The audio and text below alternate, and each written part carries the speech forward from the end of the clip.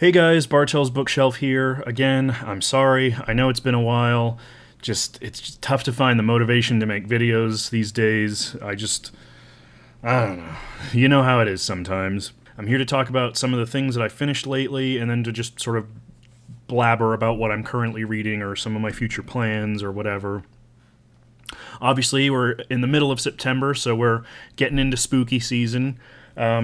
And since I've been on sort of ghost mode lately, I've been reading lots of books about ghosts.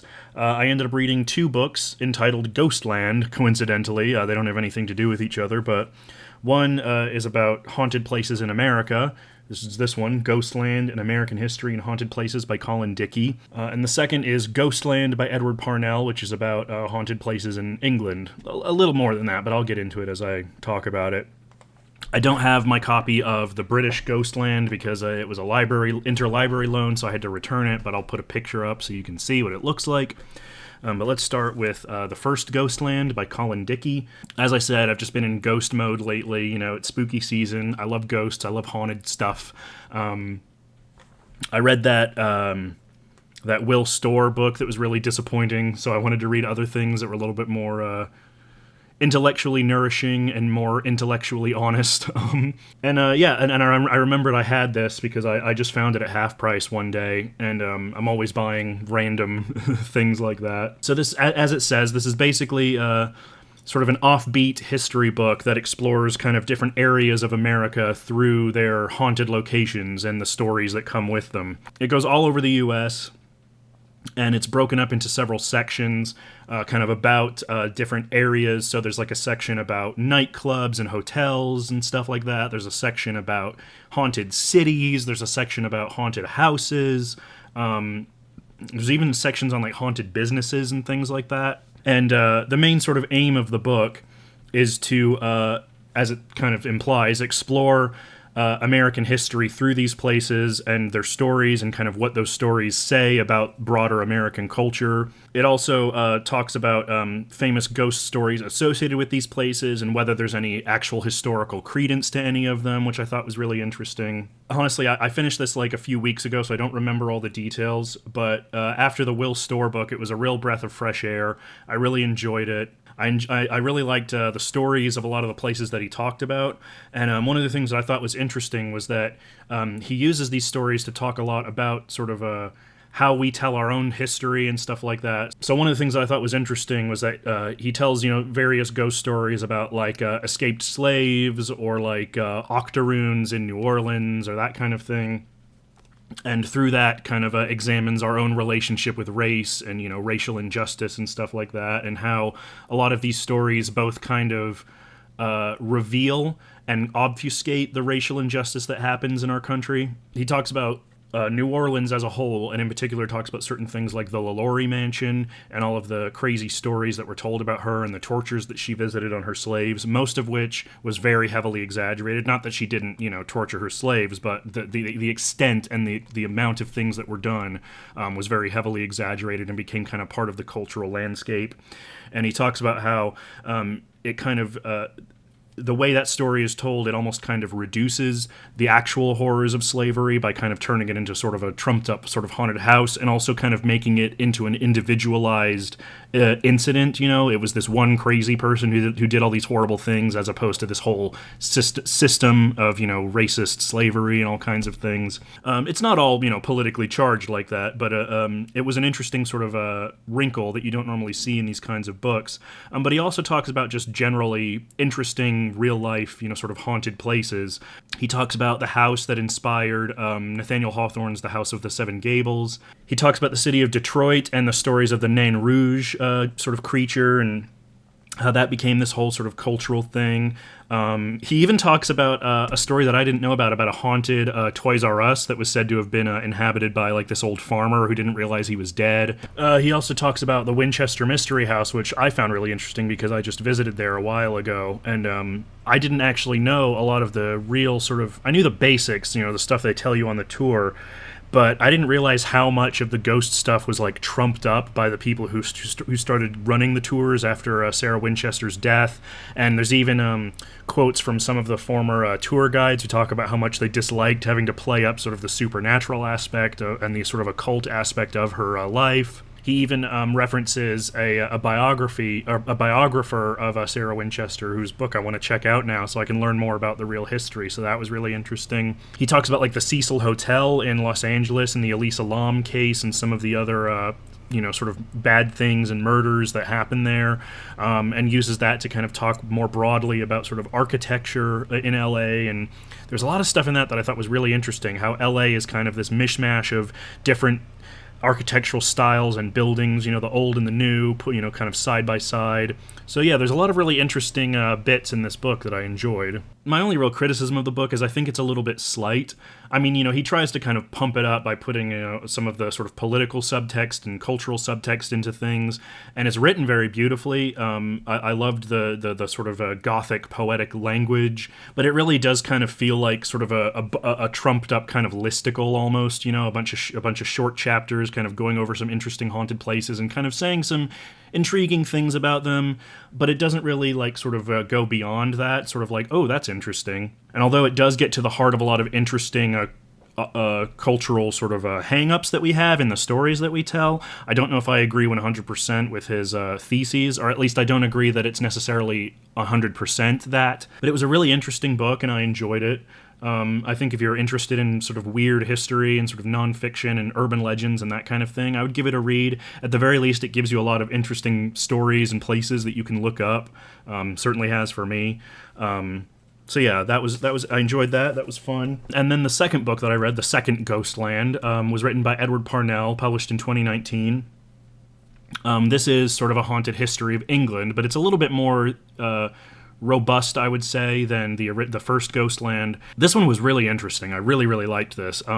It's more of like a memoir almost, where Edward Parnell, the author, is sort of using the ghost stories of his youth, and the ghost stories that he still enjoys reading today to sort of comment on his own life and kind of the English landscape and the English psyche in general. And I thought it was great. I thought it was really fascinating.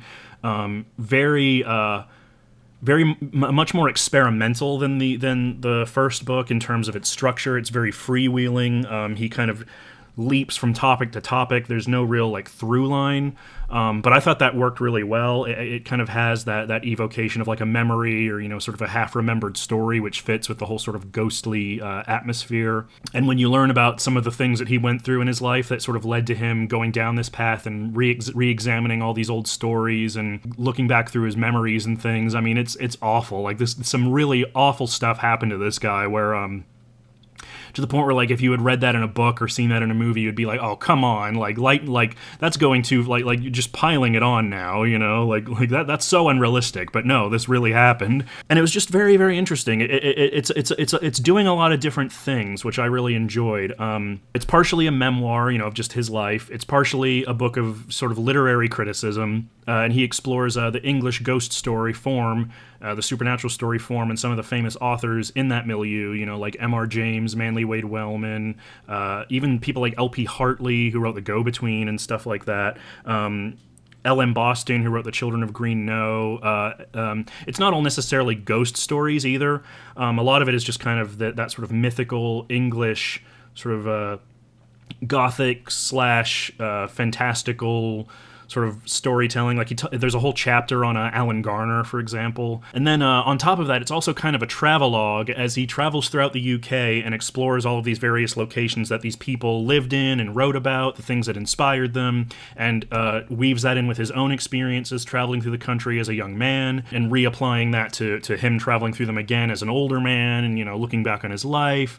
And then on top of that, you have, it's almost like nature writing as well, because he's a bird watcher, and he goes heavily into the descriptions of nature. There's so much description of birds and trees in this book, to the point where someone like me, who's not a very outdoorsy type, I don't know a lot about animals or, flora and fauna, that type of thing, I was a little bit lost at times. It all kind of like ran together.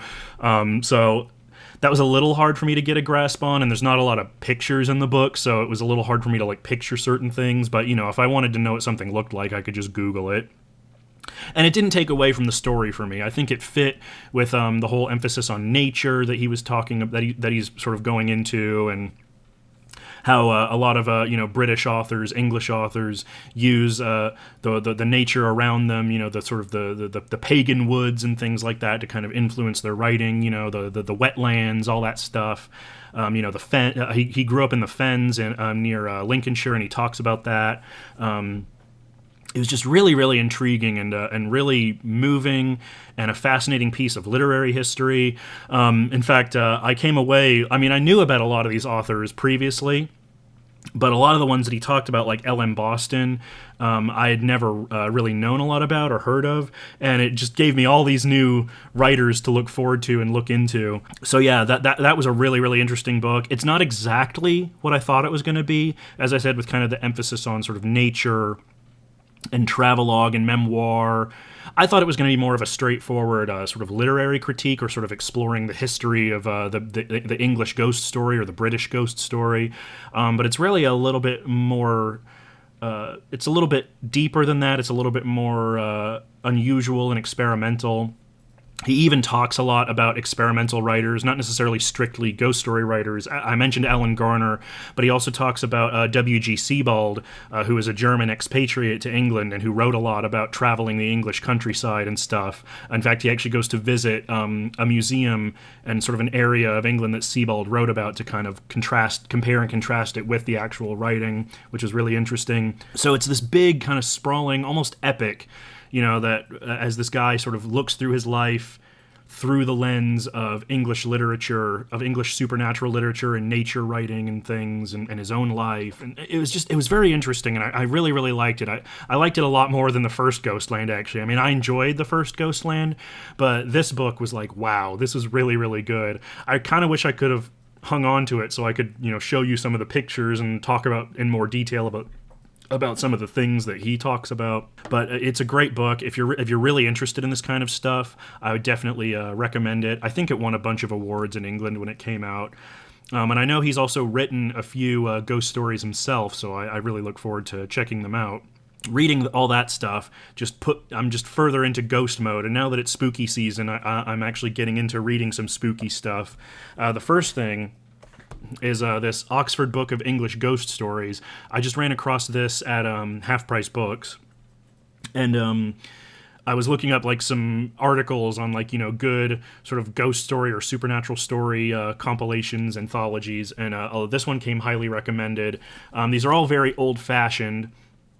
The oldest story in here is from 1829, and it goes all the way up to 1981, but it tends to focus on, the 1800s and the early to mid 20th century mostly, sort of the classic era of the ghost story. And so far, I'm about a quarter of the way through it, and yeah, I'm really enjoying it so far. Obviously, when you're reading older stories like this, older writing, there's that kind of wall of understanding you have to push yourself through. But once it kind of clicks in, and you're kind of with it and you're into it, I'm really enjoying these. So far, my favorites are The Phantom Coach by Amelia B. Edwards, which is about a phantom coach, and just the description in that of the Phantom Coach is just really atmospheric and evocative and very. It's almost like you can smell it. You know what I mean? Squire Toby's Will by J. Sheridan Le Fanu, the author of Carmilla, was really good.